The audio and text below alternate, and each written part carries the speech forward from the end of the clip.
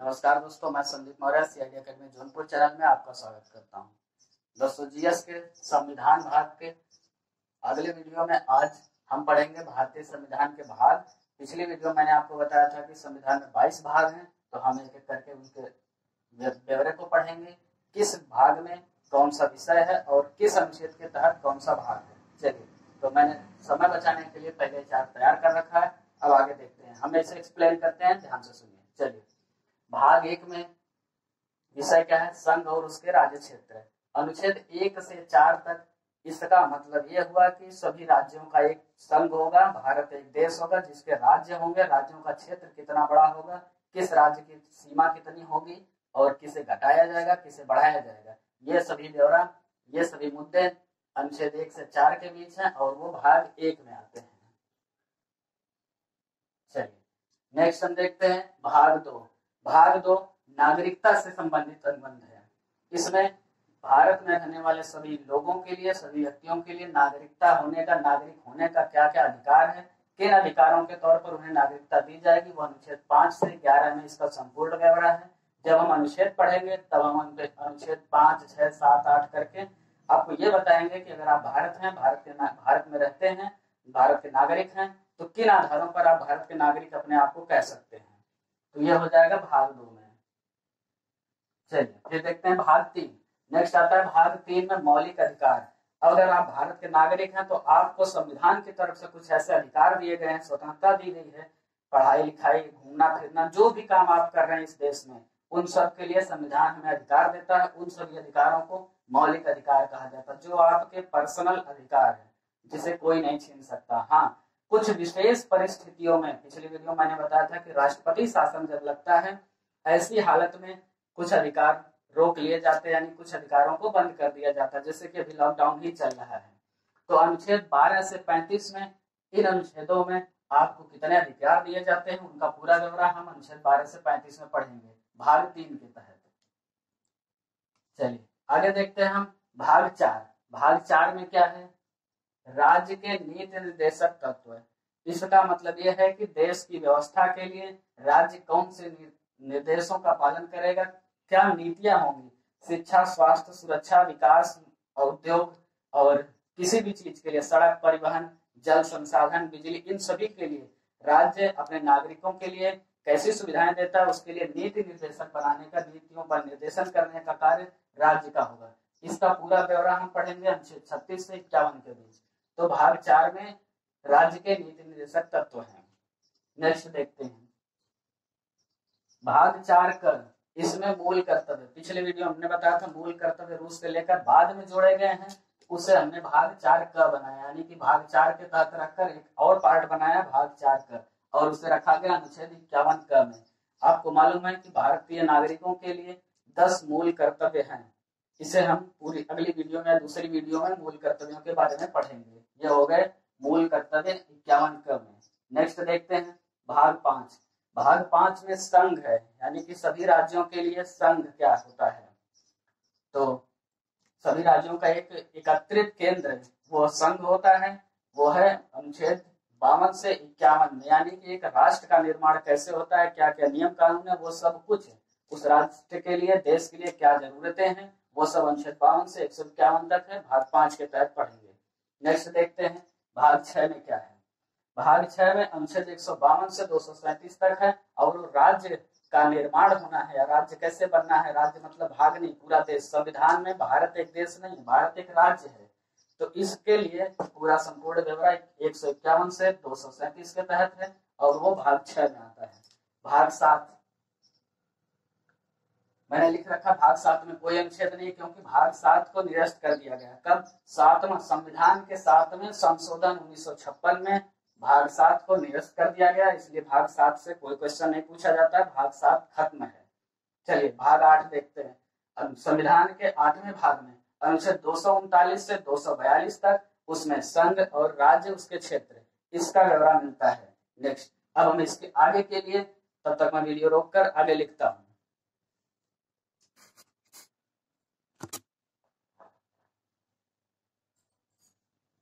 चलिए, अब हम देखते हैं भाग 9। अभी तक आपने देखा भाग 8, हम देखते हैं भाग 9। 9वें भाग में क्या है? पंचायतें। अनुच्छेद 243 के तहत संविधान के 9वें भाग में लिखा है कि राज्य पंचायतों का गठन करेगा। पंचायतें आप देखते हैं ग्राम पंचायतें और कस्बा क्षेत्र, छोटे क्षेत्रों में कानून और नियम पालन के लिए पंचायतों का गठन किया जाता है। इसका संपूर्ण ब्यौरा 243 अनुच्छेद के तहत भाग 9 में रखा गया है। ये एक बहुत ही इंपॉर्टेंट पॉइंट है, आप इसे नोट करेंगे। और क्वेश्चन पेपरों में कई बार पूछा जाता है आपसे कि पंचायतें किस अनुच्छेद में है और किस भाग में है, तो इसका भाग और अनुच्छेद दोनों मोस्ट इंपॉर्टेंट है। नेक्स्ट देखते हैं, भाग 9 में एक और भाग जोड़ा गया है 9क या 9A आप कह सकते हैं। तो 9क में क्या है, अनुच्छेद 243 के तहत नगर पालिकाएं, आपने देखा पंचायतें गांव स्तर पर छोटी इकाई के लिए, उसके आगे आप शहरों की तरफ बढ़े तो नगर पालिकाओं का निर्माण है। जैसे गांवों में पंचायतें देखरेख करेंगी सड़क पानी व्यवस्था की, उसके ऊपर पंचायतों का मुखिया आपका प्रधान होता है, वैसे नगर पालिका अध्यक्ष होता है शहरों में। तो नगर पालिकाओं का निर्माण किया जाएगा, उसका गठन किया जाएगा अनुच्छेद 243 के तहत और 9क के भाग में। नेक्स्ट देखते हैं हम भाग 10। संविधान के भाग 10 में क्या है, अनुसूचित जाति अनुसूचित जनजाति यानी कि SC/ST क्षेत्रों के लिए विशेष उपबंध या उनके तहत उनके लिए अलग से व्यवस्था, ये सभी विवरण अनुच्छेद 244 के तहत भाग 10 में रखा गया है। चलिए नेक्स्ट देखते हैं भाग 11 भाग में संघ और राज्यों के बीच संबंध। इसका मतलब जैसे आपको मालूम है सरकारी बसें राज्य सरकार की, ट्रेन यानी रेलवे केंद्र सरकार की, ऐसे यातायात संबंधी जैसे मेट्रो ट्रेन, मेट्रो राज्य सरकार के अधीन। तो राज्यों और केंद्रों के बीच जो संबंध होता है इन सब का ब्यौरा कि किसका हिसाब कौन देखेगा। उसी तरह निर्माण में, हाईवेज में नेशनल हाईवे और राज्य हाईवे, राज्य सरकारें पैसा देंगी, खर्च करेंगी, उसका ब्यौरा देखेंगी। केंद्र सरकारें तो नेशनल हाईवे और राज्य यानी स्टेट हाईवे, उन सब के बीच का संबंध इस तरीके के बंटवारे का हिसाब 245 से 263 अनुच्छेद के तहत है भाग 11 में। नेक्स्ट देखते हैं हम भाग 12 में क्या है। भाग 12 में वित्त, संपत्ति और संविदाएं, अनुच्छेद 264 से 300 तक। अब ध्यान दीजिएगा आप, संपत्ति, वित्त मतलब हो गया रुपए के हिसाब किताब लेन देन से संपत्ति। अनुच्छेद 300 मौलिक अधिकार 31 में संपत्ति का अधिकार था, जिसे हटाकर 300 के तहत कानूनी अधिकार बना दिया गया है। अनुच्छेद 31 के तहत यह था कि अगर आपके पूर्वजों की संपत्ति है, वो बिना कहे, बिना कुछ किए, बिना वरासत या वसीयत के चले जाते हैं, तो स्वतः संपत्ति आपको मिल जाएगी, आप उसके अधिकारी होंगे। नहीं मिलती है तो आप कानूनन केस लड़कर पा सकते थे। अनुच्छेद 31 के तहत उसे निरस्त करके अब 300 के तहत कानूनी बना दिया गया है कि वो अपनी संपत्ति जिसे चाहेंगे उसे देंगे या उसे देकर जाएंगे। चलिए, ये उनका अधिकार होगा। ये हो गया संपत्ति से संबंधित अनुच्छेद 300 का। भाग 13 में देखते हैं। भाग 13 में 301 से 307 अनुच्छेद आता है और व्यापार, वाणिज्य एवं समागम यानी व्यापार के लिए, व्यापार से जुड़े कार्यों के लिए जितने नियम कानून उपबंध हैं वो सब अनुच्छेद 301 से 307 के बीच भाग 13 में आते हैं। इसमें समागम यानी किसी व्यापार के लिए, किसी सिस्टम के लिए एक बड़ी पार्टी प्रोग्राम आप कर सकते हैं, एक सभा का निर्माण कर सकते हैं, आयोजन कर सकते हैं। चलिए देखते हैं भाग 14। भाग 14 में 308 अनुच्छेद 308 से 323 तक है संघ राज्यों के अधीन सेवाएं, यानी कि कौन से सेवाएं राज्यों के अधीन होगी, कौन सी संघ के अधीन होगी। जो केंद्र सरकार की भर्तियां या अधिकारी होते हैं, सेवाएं होती, वो सब संघ के अधीन, और जो राज्य सरकार की होंगी वो राज्यों के अधीन होती हैं। जैसे आप जानते हैं यूपीपीएससी उत्तर प्रदेश सरकार राज्य के अधीन, यूपीएससी केंद्र सरकार के यानी कि संघ लोक सेवा आयोग, और उत्तर प्रदेश सेवा आयोग लोक सेवा आयोग तो राज्य सरकार, यह केंद्र सरकार के अधीन सेवाएं। नेक्स्ट 14 का भाग 14 में एक और भाग जोड़ा गया है, भाग 14 का, जिसमें अनुच्छेद 323 से 323 के दो भाग बनाए गए हैं, 323 का और 323 का, जिसमें होता है अधिकरण। ये इतना इंपॉर्टेंट नहीं है, इसलिए इस पर बहुत ज्यादा चर्चा नहीं करते हैं। हम आगे बढ़ते हैं। आता है भाग 15। भाग 15 अनुच्छेद 324 से 329 का तक। ये अनुच्छेद भाग 15 में बताते हैं निर्वाचन। निर्वाचन शब्द का मतलब कि आप देखते हैं गांव में ग्राम प्रधान स्तर से लेकर प्रधानमंत्री स्तर तक प्रधानमंत्री का चुनाव नहीं, सांसद का चुनाव होता है। यहाँ तक का जो निर्वाचन की प्रक्रिया है ये सब भाग 15 में है। तो आपसे इस पेज में भाग 9 कर और भाग 12, भाग 15 ये मोस्ट इंपॉर्टेंट तौर पर होंगे, आप इन्हें ज्यादा ध्यान देंगे। चलिए नेक्स्ट शुरू करते हैं।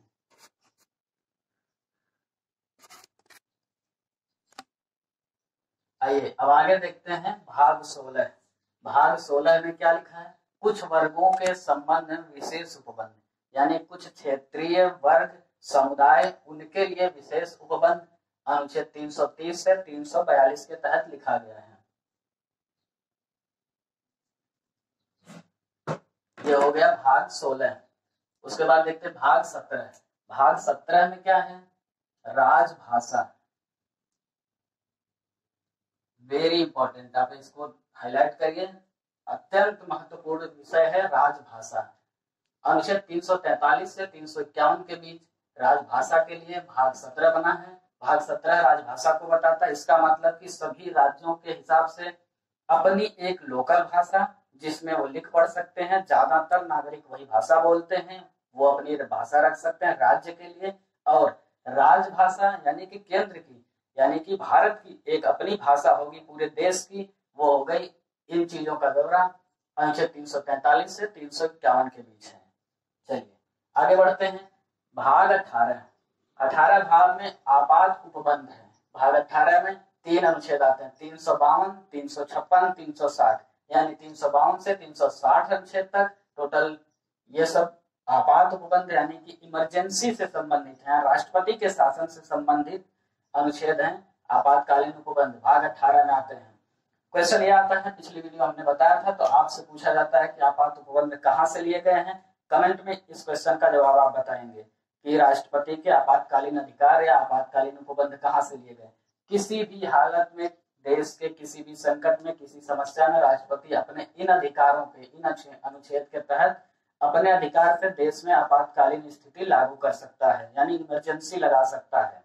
चलिए वेरी इंपॉर्टेंट पॉइंट, इसको भी लिखिए। इसके आगे बढ़ते हैं। भाग 19 भाग में राष्ट्रपति, राज्यपाल और जो उच्चतर पदाधिकारी है उनका संरक्षण यानी कि उनकी सुरक्षा व्यवस्था, सुविधा, इन सब का ब्यौरा अनुच्छेद 361 से 367 तक है, भाग 19 के तहत है। तो एक बेसिक सा क्वेश्चन कभी कभार पूछता है कि राष्ट्रपति, राज्यपाल या सुप्रीम कोर्ट के चीफ जस्टिस यानी कि मुख्य न्यायाधीश और प्रधानमंत्री, उपराष्ट्रपति, ऐसे उच्चतर पदाधिकारियों की व्यवस्था, सुविधा किस भाग में है? तो भाग 19 है। अनुच्छेद 361 से 67 के बीच इनका व्यवहार मिलता है।